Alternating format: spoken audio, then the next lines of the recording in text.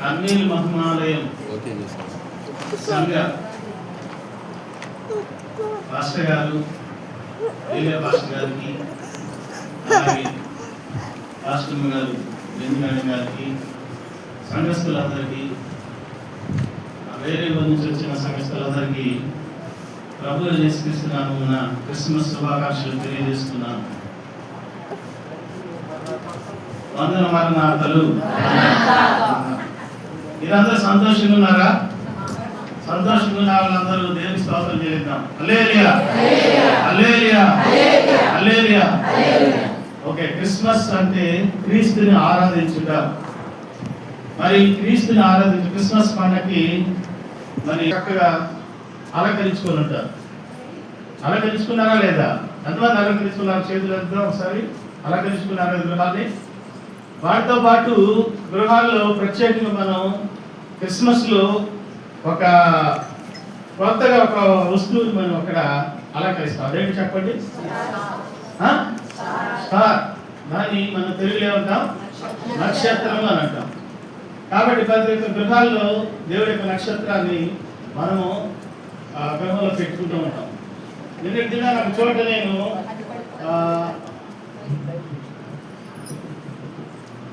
మీటింగ్కి హాజరైనప్పుడు అక్కడ అడిగారు, ఎవరన్నా తెలిస్తే చెప్పండి, మరి నక్షత్రాన్ని క్రిస్మస్ అప్పుడు గృహాల మీద ఎందుకు పెట్టుకుంటారో మాకు తెలియదు, చెప్పండి అని అన్నప్పుడు నేను వెళ్ళి చెప్పడం జరిగింది. మరి ఈ నక్షత్రం అనేది యేసుక్రీస్తు ప్రభువారు జన్మించినప్పుడు ఆకాశంలో ఒక పెద్ద నక్షత్రం, మహానక్షత్రం రావడం జరిగింది. మరి ఆ నక్షత్రం జ్ఞానం లేని వారికి మార్గాన్ని చూపించడం జరిగింది. యేసుక్రీస్తు ప్రభువారు ఎక్కడైతే ఉన్నారో ఆ ప్రదేశానికి వాళ్ళని తీసుకొని వెళ్ళడానికి మార్గాన్ని చూపించింది. యేసుక్రీస్తు ప్రభువారు కనుక్కొని ఆ గృహాన్ని దర్శించి ఆయన పూజించడం జరిగింది. ఎలా పూజించారు ఆ విషయాన్ని నాకు తెలియజేసినప్పుడు చాలా సంతోషాన్ని వాళ్ళు వ్యక్తం చేయడం జరిగింది నిన్నటి దినం సాయంత్రమే. కాబట్టి దేవుడు అనుకోకుండా అవకాశాన్ని నాకు దయచేశాడు. మరి ఈరోజు యేసుక్రీస్తు ప్రభువారు జన్మించినప్పుడు నక్షత్రం అనేది ఎట్లయితే వచ్చిందో ఆయనే ఒక నక్షత్రం. ఆయన ఒక నక్షత్రం. ఆయన నక్షత్రం గురించి ఈరోజు మనం తెలుసుకున్నాం. మరి మొట్టమొదట సృష్టించబడినప్పుడు ఆది కాండము 1వ అధ్యాయంలో చూసినట్లయితే మరి 1వ అధ్యాయము 14 నుంచి 18 వచనాలు చూసినట్లయితే ఈ నక్షత్రాల గురించి వ్రాయబడి ఉన్నది. చదువుకున్నాం.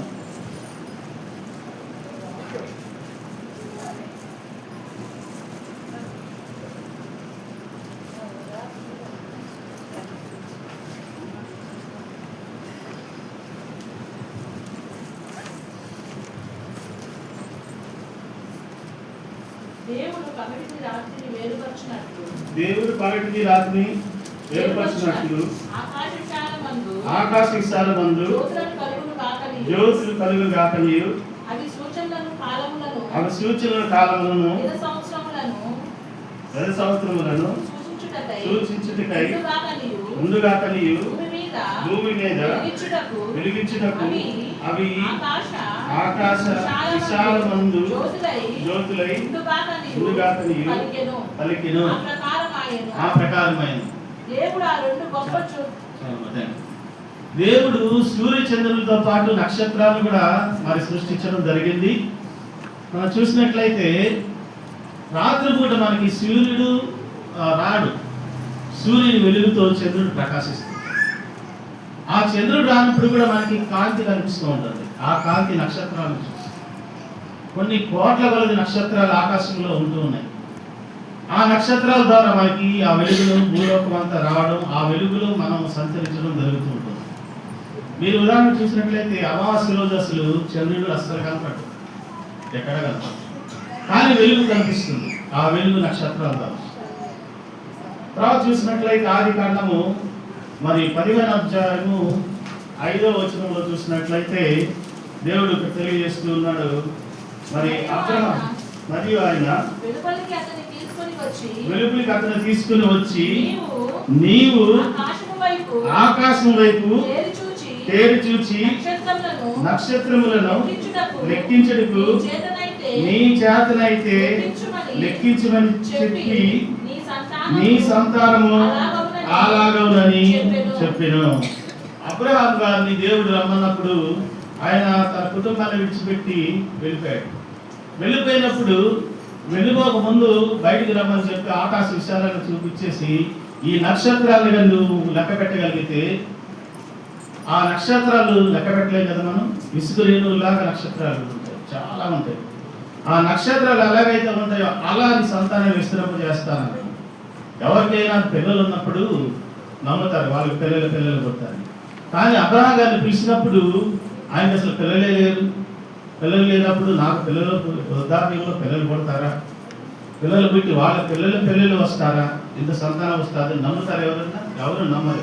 కానీ అబ్రహాం గారు ఏం చేశారంటే దేవుని నమ్మి ఆయన ఉన్న ప్రదేశం నుంచి వేరే ప్రదేశానికి, దేవుడు నడిపించిన ప్రదేశానికి వెళ్ళడం జరిగింది. కాబట్టి ఈ నక్షత్రాలను ఇక్కడ కూడా సాదృశ్యంగా తీసుకున్నాడు దేవుడు.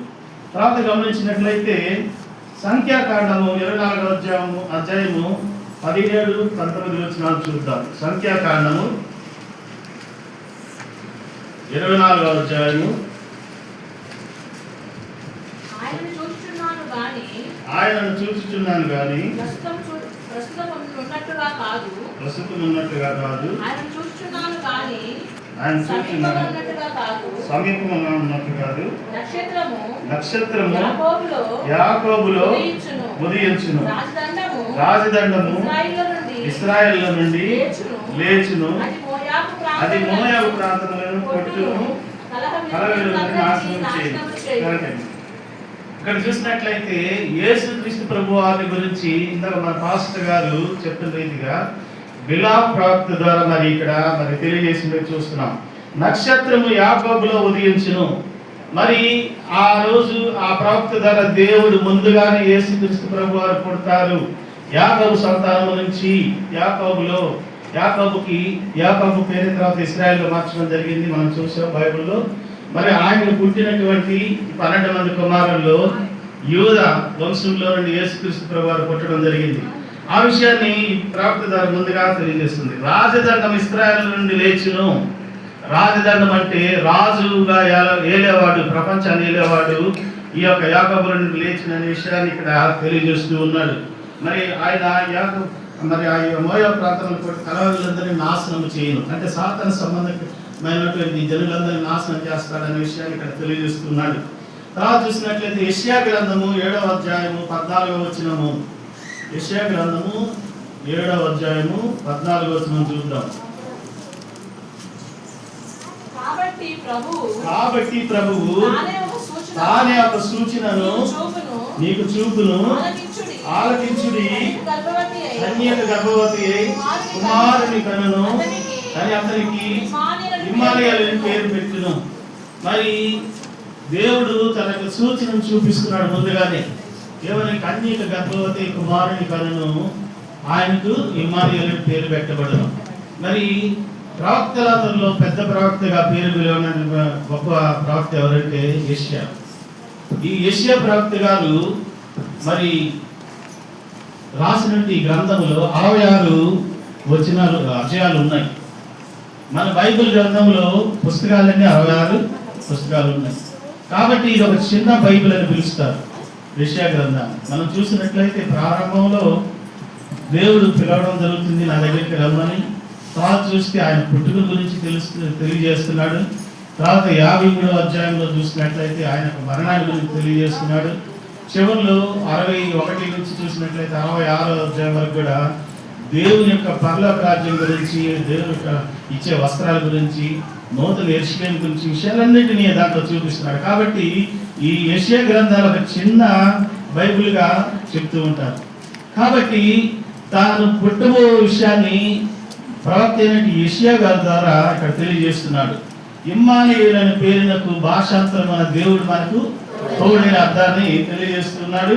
కాబట్టి కన్యక గర్భవతి, ఎక్కడైనా కన్యక గర్భవతి కుమారుని కలుగుతుందా? కానీ కన్యక పరిశుద్ధాత్మ వలన గర్భం ధరించి మరి ప్రభు అయిన యేసుక్రీస్తు వారిని కలుగుతుందనే విషయాన్ని ఆ ప్రవక్త ద్వారా మరి యేసుక్రీస్తు ప్రభువారు పుట్టక ముందు దాదాపు 700 సంవత్సరాల క్రితమే ఈ విషయాన్ని ప్రాప్తి ద్వారా తెలియజేసినట్టుగా మనం చూస్తున్నాం. కాబట్టి ఈ గొప్ప విషయాన్ని అంతకుముందే ఆ ప్రజలకు దేవుడు అనుగ్రహించాడు.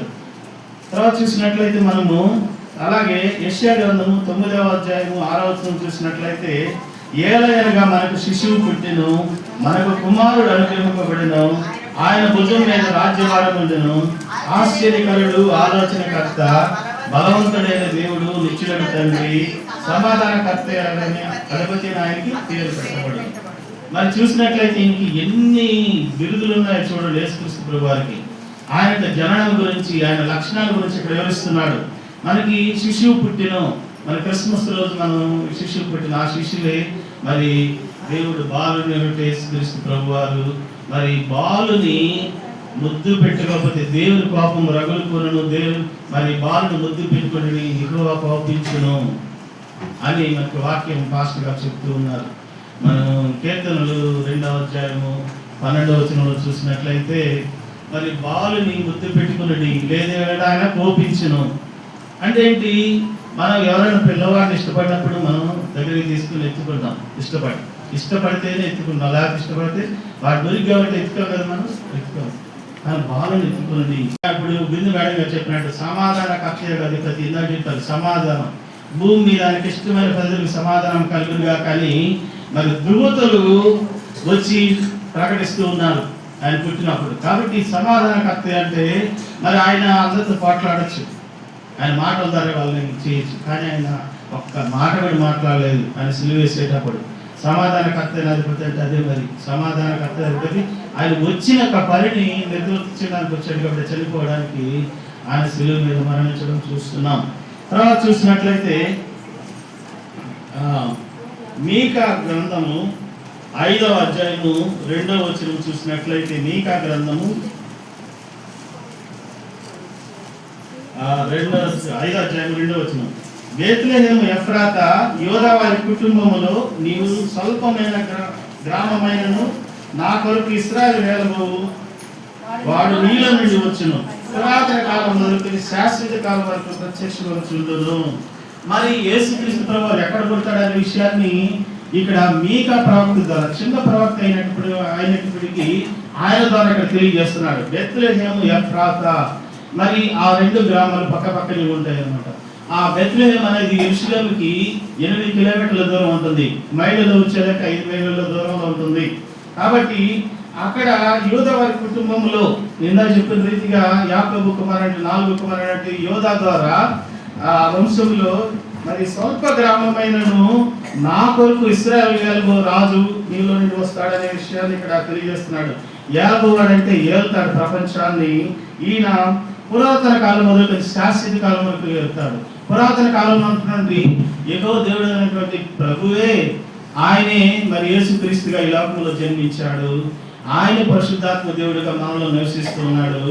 రాబోయే ఆ పరలోక రాజ్యాన్ని కూడా తీసుకెళ్లే ప్రభువు కూడా ఆయనే.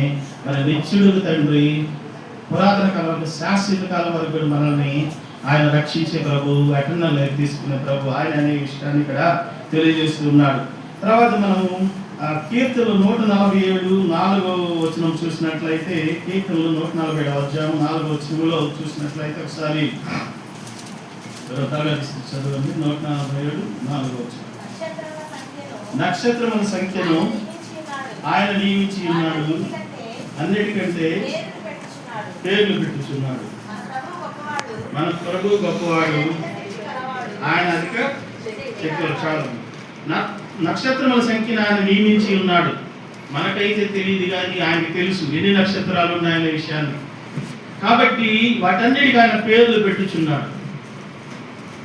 నక్షత్రాలకు పేర్లు పెట్టాడు. మనం చాలా చూస్తుంటాం నక్షత్రాల పేర్లు, రోహిణి అని ఇట్లా చాలా పేర్లు ఉన్నాయి. ఆరుద్ర ఇట్లా కొన్ని నక్షత్రాల పేర్లు మన బైబిల్లో మొగశిర నక్షత్రంలో కొన్ని ఉన్నాయి. మనం యోగ గ్రంథంలో చూసినట్లయితే కొన్ని నక్షత్రాల పేర్లు రాయబడి ఉన్నాయి. మరి సప్తర్షి మండలం అని ఇట్లా. కాబట్టి ఈ నక్షత్రాల పేర్లు ఆయన పెట్టి ఉన్నాడు. మనకి ఎలాగైతే పేర్లు మనం పెట్టుకుని ఉన్నామో నక్షత్రాల పేర్లు కూడా పెట్టబడి ఉన్నాయి. అంతేకాకుండా మనుషుల్లాగే మనకు నక్షత్రాలని, మనకు కూడా ఒక నక్షత్రం ఏర్పాటు చేసినట్టుగా దేవుడు తెలియజేస్తూ ఉన్నాడు బైబిల్లో. తర్వాత చూసినట్లయితే మత్తయి సువార్త 2:2లో చూద్దాం. మత్తయి సువార్త 2:2. యూదుల రాజుగా పుట్టినవాడు ఎక్కడ ఉన్నాడు? తూర్పు దిక్కున మేము ఆ నక్షత్రమును చూచి ఆయన పూజించాము.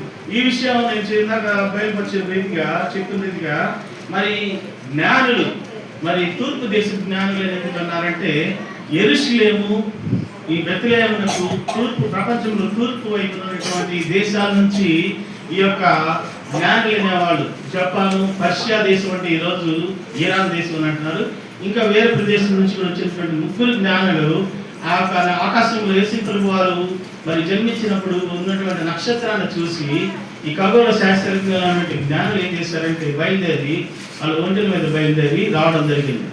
ఆయన వచ్చినప్పుడు వాళ్ళందరూ కలుసుకున్నారు. తర్వాత వారు జ్ఞానులు కాబట్టి ఒక విషయం గురించి చెప్తున్నప్పుడు దేనైతే వాళ్ళు ఎదుగులాడుతూ ఉన్నారు దాన్ని తెలియజేసుకోవడం కోసం వాళ్ళందరూ కలిసినప్పుడు వాళ్ళందరూ కలిసి ఎక్కడికి వెళ్ళారు? ఆ కాలంలో ఉన్నటువంటి ఫరో రాజు దగ్గరికి వెళ్ళారు. రాజు కాబట్టి రాజు యొక్క గృహంలో జన్మించి ఉంటాడని అక్కడికి వెళ్ళినప్పుడు అప్పటి వరకు కూడా వాళ్ళకి అక్కడ రాజు జన్మించిన విషయం తెలియలేదు. మరి అక్కడికి వెళ్ళిన తర్వాత ఆ రాజును చూసిన తర్వాత వాళ్ళు అడిగితే, మరి యూదుల రాజు పుట్టినాడు అంటే, నేను రాజుగా ఉన్నప్పుడు ఇక్కడ యూదుల రాజుకి ఎలా పుట్టాడనే విషయాన్ని వాళ్ళ గ్రంథాలు పరిశీలించినప్పుడు అక్కడ ఆయన్ని పుట్టినట్టుగా మనం ఈ బెత్లెహేము ప్రాంతంలో పుట్టినట్టుగా వాళ్ళు ఈ మనం ఇందాక మీకాలో 5:2 చూసినప్పుడు ఆ విషయాన్ని బయలుపరచడం, వాళ్ళు వెల్లడించడం జరిగినప్పుడు ఆయన ఏం చేశాడంటే, మరి ఆయన ఎలాగైనా చంపాలని ఉద్దేశం ఉంటున్నాడు. ఎందుకంటే ఈ హేరోదు రాజు తన అన్నదమ్ములను పిల్లల్ని కూడా చంపినటువంటి వ్యక్తి. ఎందుకంటే ఆయనే మహారాజుగా ఉండాలనే ఉద్దేశంతో ఉన్నాడు కాబట్టి చాలా క్రూరుడైనటువంటి రాజు. అయితే ఈ జ్ఞానులు ఆయన దగ్గర నుంచి వెళ్ళిపోయిన తర్వాత జరిగిన విషయం చూద్దాం. మరి మత్తయి సువార్త 2:6-7 చూసినట్లయితే, అంతటి హేరోదు ఆ జ్ఞానం రహస్యంగా పిలిపించి ఆ నక్షత్రం కడవని కాలము వారి చేత పరిష్కారంగా తెలుసుకొని మీరు వెళ్ళి ఆ శిశుమై జాగ్రత్తగా విచారించి తెలుసుకొని కానీ నేను వచ్చి వారిని పూజించని వర్తమానం తీసుకున్నాను. ఈ జ్ఞానులు వాళ్ళ ప్రదేశం నుంచి యేసుక్రీస్తు ప్రభువు పుట్టిన ప్రదేశం రావడానికి దాదాపుగా 2 సంవత్సరాలు పట్టింది. కాబట్టి యేసుక్రీస్తు ప్రభువు వారు అప్పుడు పశువుల పాకలో లేదు. అక్కడి నుంచి వాళ్ళ గృహానికి వెళ్ళడం జరిగింది. ఆయన ఇంటిలో ఉన్నాడు అప్పుడు. మరి తర్వాత మనం 9వ వచనం చదువుకున్నట్లయితే, వారు రాజుమార్గం బయలుదేరిపోతుండగా ఎదుగో తూర్పు దేశంలో వారు చూచిన నక్షత్రము ఆ శిశువు ఉండిన చోటికి మీదుగా వచ్చి నిలిచి వరకు ముందుగా నడిచెను. వీళ్ళు నక్షత్రాన్ని చూసి నడిచే మధ్యలో దారి తెచ్చారు. మనకుడు యేసుక్రీస్తు ప్రభువారిని రక్షకుడిగా అంగీకరించి మధ్యలో ఈ లోకంలో అటు ఇటు తప్పుదోవలు, స్నేహితుల వల్ల లేదా ఎవరొకరి ద్వారా తప్పుదోవలోకి వెళ్ళిపోయి మళ్ళీ లోకంలో లోకాశల్లో ఇష్టానుసారంగా తిరుగుతూ మనం కొంతకాలం తర్వాత మళ్ళా ఈ కష్టాలు పోవాలంటే దేవుడి దగ్గరికి రావాలని మళ్ళా రావడం, దేవుని మళ్ళీ ఆశ్రయించడం, ప్రభువుని కలుపుకొని ఆయనలో ఉండడం మనం చూస్తున్నాం. అలాగే జ్ఞానులు కూడా దారి తప్పి హేరోదు మహారాజు దగ్గరికి వెళ్ళడం, అక్కడ వాళ్ళు యేసుక్రీస్తు ప్రభువుని కనుగొనలేకపోవడం జరిగింది. మరలా ఎప్పుడైతే ఆ హేరోదు రాజు దగ్గర నుంచి బయటకు వచ్చారో ఈ నక్షత్రాన్ని చూసి యేసుక్రీస్తు ప్రభువు ఉన్న చోటికి వెళ్ళడం జరిగింది. మనం ఇక్కడ కనుక చూస్తాం. వారు ఆ నక్షత్రం చూసి 10వ వచనం, అత్యానంద భరితుల ఇంటిలోకి వచ్చి తల్లి అయిన మరియను ఆ శిశువును చూసి సాగిలపడి ఆయనను పూజించి తమ పెట్టెలకి బంగారము, సాంబ్రాణి, బోళమును కానుకలుగా ఆయనకు సమర్పించిరి. ఇక్కడ మనం చూసినట్లయితే ఇంటిలోనికి వచ్చి, పశువుల పాకలో లేడు, వాళ్ళ ఇంట్లో ఉన్నారు అప్పుడు. దాదాపు మరి చరిత్రలో చూసినట్టే దాదాపు 2 సంవత్సరాలు.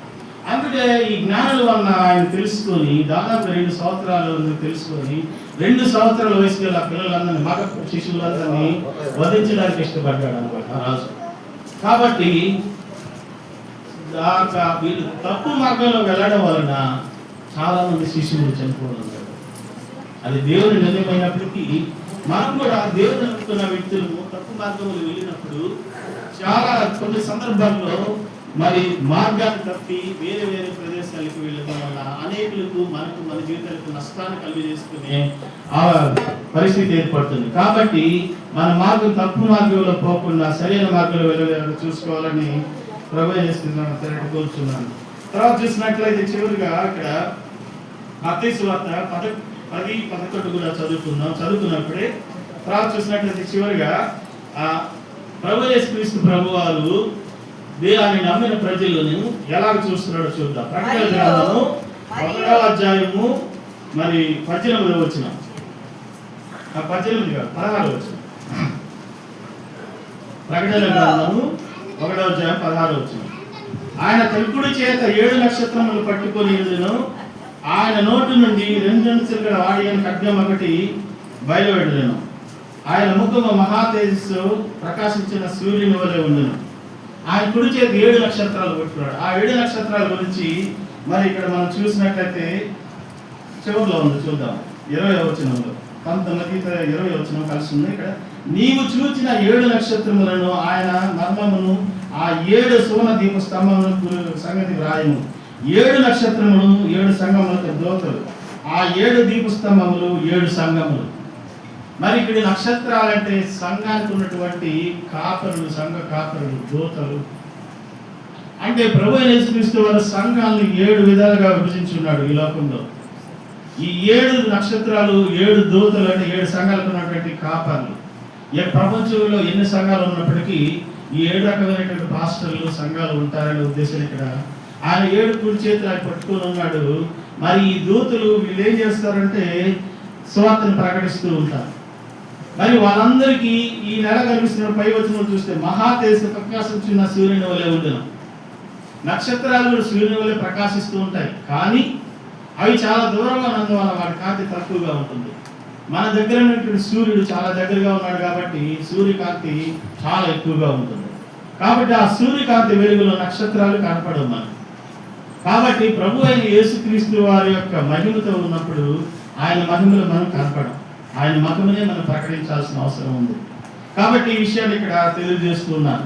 కాబట్టి ప్రియ సోదరుడా, నువ్వు ఈ యొక్క క్రిస్మస్ సందర్భంగా జాన క్రిస్మస్ చేసుకుంటున్న సందర్భంగా నీవు ప్రభు అయిన యేసుక్రీస్తు వారు ఎంతకాలం వాక్యాన్ని విన్నాం. 2025 సంవత్సరం జనవరి నుంచి మరి ఇంకా ఒక ఆదివారం మాత్రమే ఉంది.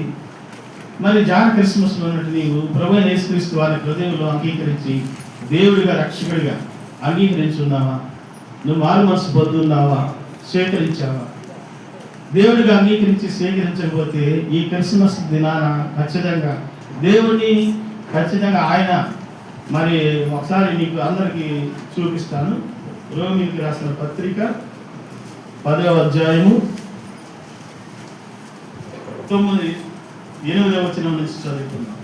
అదేమని చెప్పుచున్నది, వాక్యము నీ యొద్దను నీ నోటను నీ హృదయంలో ఉన్నది, అది మేము ప్రకటించే విశ్వాస వాక్యమే. 9వ వచనం చూద్దాం.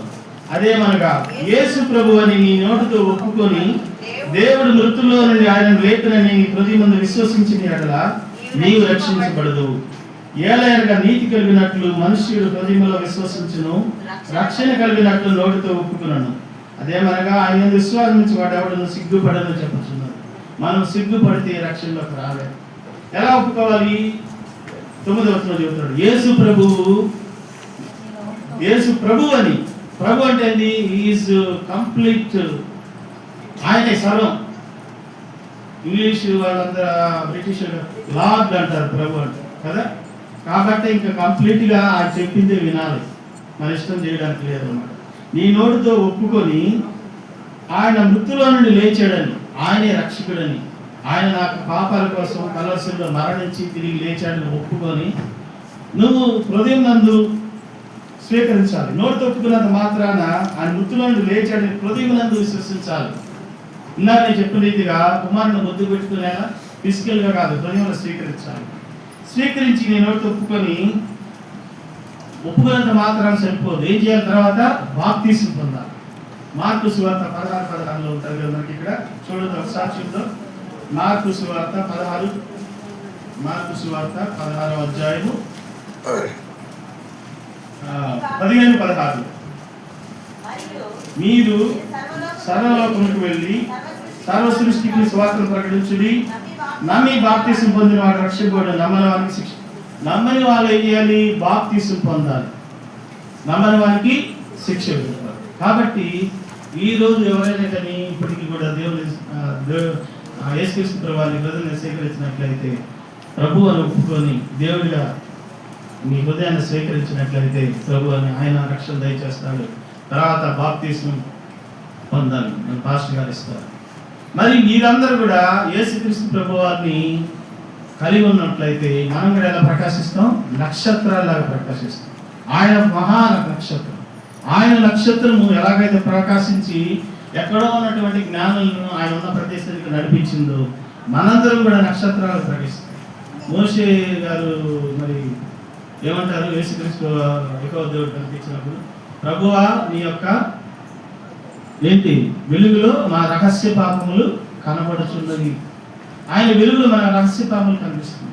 ఆ పాపాలన్నింటినీ మనం ఒప్పుకొని రక్షింపబడినట్టయితే మనం కూడా ప్రకాశిస్తాం. మోషే గారు మరి 10 ఆజ్ఞలు తీసుకొని వచ్చినప్పుడు కొండ మీద నుంచి ఆయన ముఖం ఎలా ఉందండి? ప్రకాశిస్తూ ఉంది. దానికి తెలియలేదు, కానీ చూసే వాళ్ళందరికీ తెలిసిపోయింది. ఒకసారి నేను మా మిస్సెస్ ఎడదవోలు వెళ్ళినప్పుడు మా పెద్ద బామ్మర్ది వాళ్ళ చర్చిలో అద్భుత్ కుమార్ గారు వచ్చారు. అక్కడ మేమందరం ఆయన చాలా ప్రార్థన చేసుకుంటాం. లైన్లో నిలబడినప్పుడు ఆయన చాలాసేపు అక్కడనే చూస్తూ ఉన్నాను. దగ్గరికి వెళ్ళిన తర్వాత ఇందాక చూస్తూ ఉన్నాను, నేను నీ ముఖం ఏదో ప్రకాశిస్తూ ఉందన్న. నాకు అర్థం కాదా, ఇదేంటి నా ప్రత్యేకత ఏం చూస్తారు, ఏం చేస్తుంటారు మీరంటే? నేను టీచర్గా చేసుకుంటాను అన్నప్పుడు, సర్వీస్ కూడా చేసుకుంటాను, వాకింగ్ చెప్తుంటాను అన్నప్పుడు అన్నాడు, మీరు చాలా అదృష్టవంతులు, నేను వాకింగ్ చెబుతున్నాం, పిల్లలకి చదువు చెబుతున్నారు, వాకింగ్ చెబుతున్నారు, రెండు చేస్తున్నారు, దేవుడు మీరు బాగా ఆశీర్వదింపబడ్డారని చెప్పి ఆయన చెప్పడం జరిగింది. కాబట్టి మన ముఖం ప్రకాశించడం అనేది ఎందుకు అనేది తెలియాలి. మనలో ఉన్న హృదయంలో దేవుడు ఉంటే హృదయంలో ఉన్నది అవతలకి తెలియాలి. ఆయన ఆ రోజు వాక్యం చెప్పిన తర్వాత మనుషులతో జరగకుండా నాకు వాక్యం చెప్పడానికి అవకాశం ఇచ్చారు. మోక్ష మార్గోపదేశ సభలు జరుగుతూ ఉన్నాయి. అక్కడ పాస్టర్ గారు అప్పటికప్పుడు మేము భోజనం చేస్తున్నప్పుడు మాట్లాడి, మీరు వాక్యం చెబుతారా అని అడిగారు. అదే సార్ అట్లా అడిగారు అంటే, నేను చెప్పలేదన్న, చెప్తాను సార్.